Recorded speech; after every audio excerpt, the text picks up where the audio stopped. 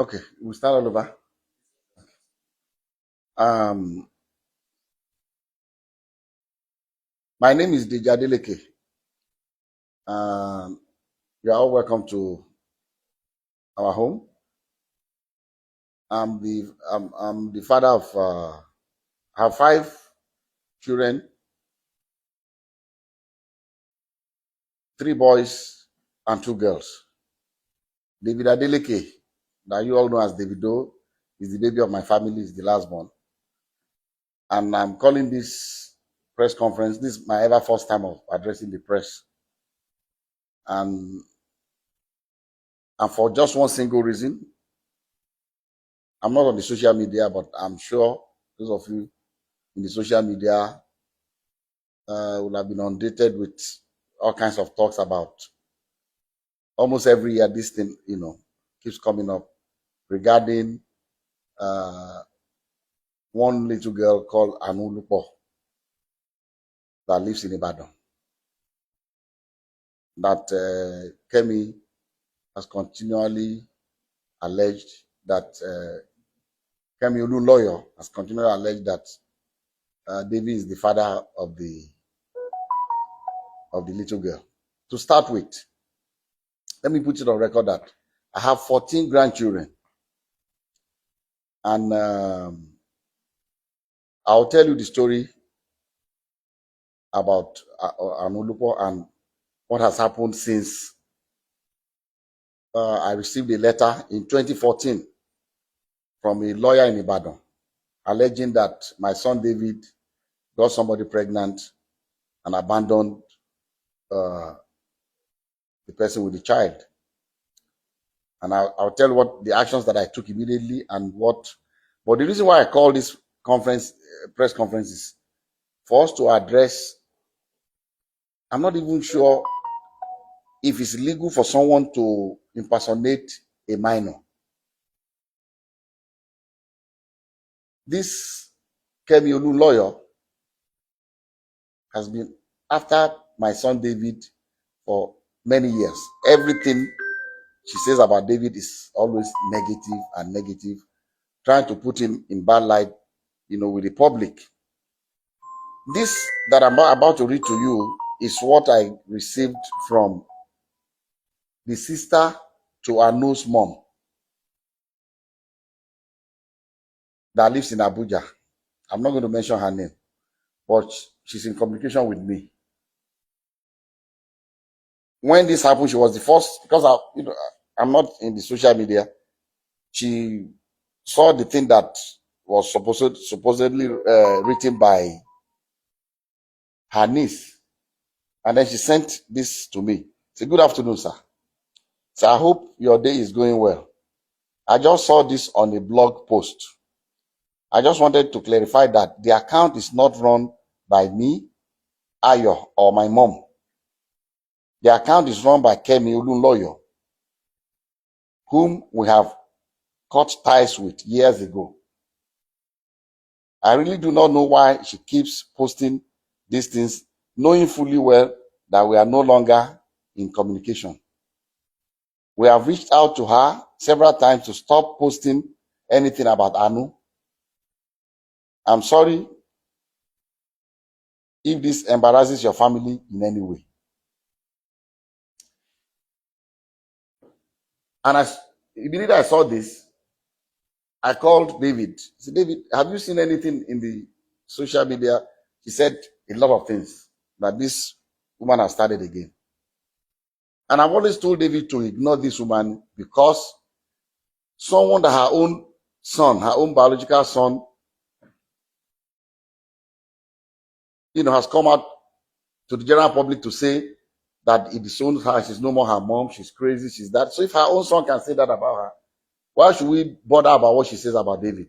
That was why I've always told David, just ignore her, and move on with your life. So when I received this, and I'm on YouTube, I've seen all kinds of things people have been saying, and I just said, look, maybe this might be a good time for me, as head of my family, to say our own side of this story. Like I said, I have 14 grandchildren. So what will one more do? Is it that I will not be able to afford to do things for her, or bring her into my family? But there's science, DNA. If you say you are my granddaughter, and the science has proven that you are my granddaughter, I will gladly accept her. So let me tell you the story of how I got to know about Anu. I received it. This is the document. I received this in the mail.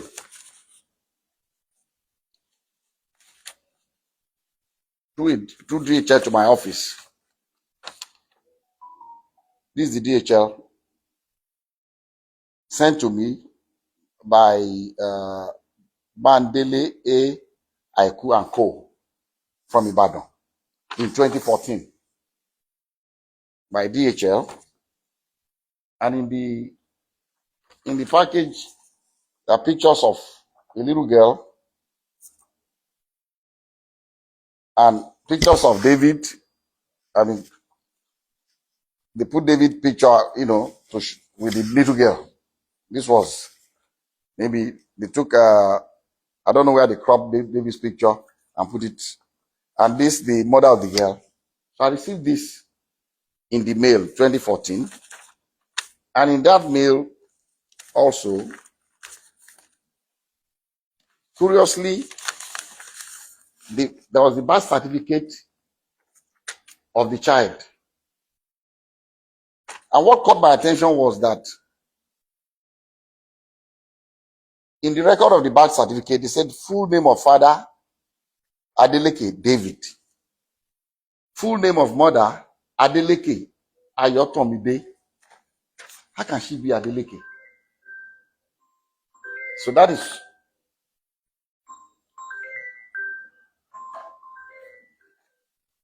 that caught my attention. And then also in that DHL package was this letter from the grandmother of Anu, with her telephone number. I'm going to still show everybody up close so you can see everything. And he wrote, "Dear sir, I know you and your family are in good health and your work is thriving well because the Lord has been good to you, so I do not expect otherwise. Sir, I'm a widow with 2 daughters. I lost my husband 13 years ago and have single-handedly raised both of them with the help of God, but still having been, but it has been very challenging. Early last year, my eldest daughter, Ayotomide, informed me that your son, David Adeleke, was responsible for her pregnancy. Their meeting occurred when your son came to Ibadan for a show. I sat with her as a mother to ask her about the father of the child, and she has confided in me so many times that your son is indeed the father of her child. She put to bed on November 19, 2013, and gave birth to a baby girl. So I'm not trying in any way to extort you, but to ask that your son steps up for paternity tests to confirm and take full responsibility of his daughter. I'm also not asking your son to marry her at all. Contained in this envelope are pictures of the baby and my daughter. Sir, I know you are a God-fearing man, and I plead with you for the sake of the pain that a widow goes through to raise our children, that you give me a quick and favorable response. Thank you and God bless you." Immediately I saw this letter, even before calling David, before telling David, about this letter, I called this woman and I said, "Look, I've not spoken to my son yet, but I'm going to speak to him. But I'll suggest to you to give me your address in Ibadan. I'll send my driver to come and know where you live. But I can assure you that if this girl is my granddaughter, You have no problems with me. I'll welcome her into my family happily. She was happy. She gave me her address. I gave the address to my driver. My driver went to Ibadan the next day to know exactly where they live. And I told her that, look, the hospital that I use in Lekki here is an Indian hospital, Vedic hospital. That's where I do my checkups and everything. And that I can ask the hospital to arrange for a DNA test. So when I went to the hospital, I went there myself. The hospital told me that they don't actually do the DNA test in-house, but there's a clinic that they partner with that they will invite to take samples of both the child and the father. But these samples will be sent to South Africa for analysis. A laboratory in South Africa, because it's not done in Nigeria. I don't think they have a lab in Nigeria that can do the DNA analysis. And I said, okay. And I called her, gave her the information that anytime they are ready, I'll send my driver to pick you up from Ibadan. So on the appointed day, I sent my driver to Ibadan very early. And my driver brought the mother of the child, the grandmother, and the baby. The three of them came. And because my driver knows Vedic Hospital, they came in. They were already there before I came in with. I asked David to come here and Lati, his aide. So David, myself, and Lati went and we met them at Vedic Hospital. We went upstairs and the Indian doctor said, he will allow only David, myself, the grandma, the mother of the baby, and the child. Lati can wait. So we're all in the same room.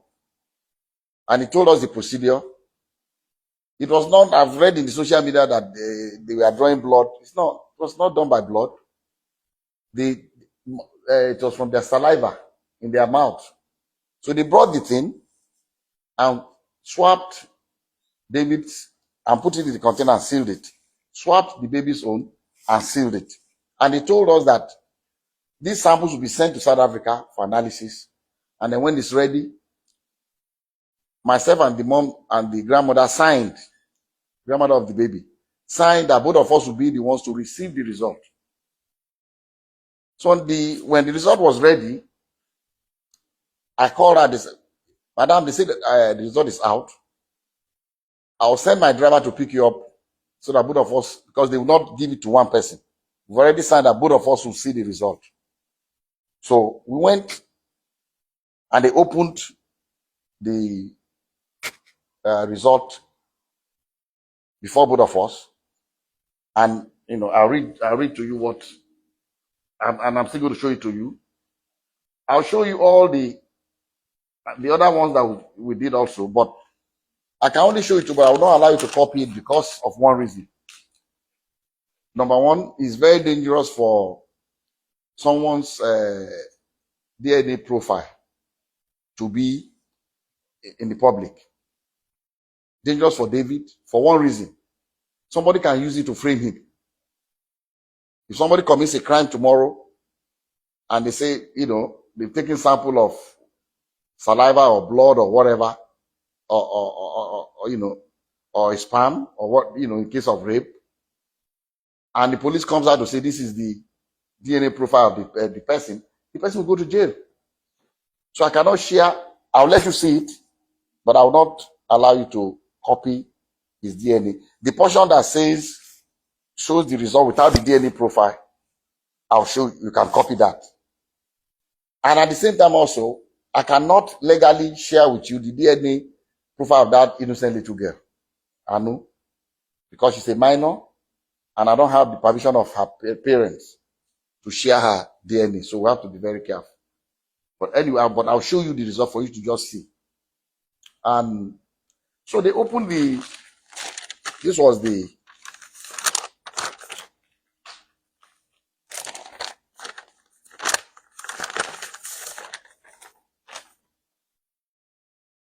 This was the first DNA. This is the original copy that I was giving one, and the grandma was giving another one. And at the end of the whole story, they wrote here that probability of paternity 0.00%. And the mom asked the lab guy that, what does this mean? He said, it means that David is not the father of this child. And she was really disappointed. She broke down. She was crying, the grandmother. And then, okay, I skipped a point. When we first got to Vatican Hospital with David, and David saw the girl, David said, Daddy, I've never seen this girl before. And what I told David, I said, look, I don't want to listen to you. Whether you've seen her before or not, all I want is this DNA test. I don't want to know the story. I don't know what happened. I don't want to know. As if this girl is our child, I'm taking her. That was settled. And David was, asked the girl, have you seen it? I said, stop, don't talk to her. So that would be, it's like you're harassing her. Don't. So the girl was very quiet. Girl, she didn't say anything. She kept quiet. So we went. So the mom was disappointed, was crying that the result was not what she expected. And I told her, I said, look, people can make mistakes. Maybe they made a mistake in the lab. Maybe there's something. What I would suggest to you is, let us do 2 more tests. I'll advise that you please stay in Lagos for 1 week. I'll pay for your hotel. Since the baby is here, the mom is here, the 3 of you should stay. Find 2 more reputable places. I don't know where else. This is the only place I come that can do this DNA test in Nigeria. So that I can go there and do it before. So I give some money to my driver. Go and get the hotel. Make sure they are comfortable. Give them some money to keep. And if you want a driver to drive around, fine.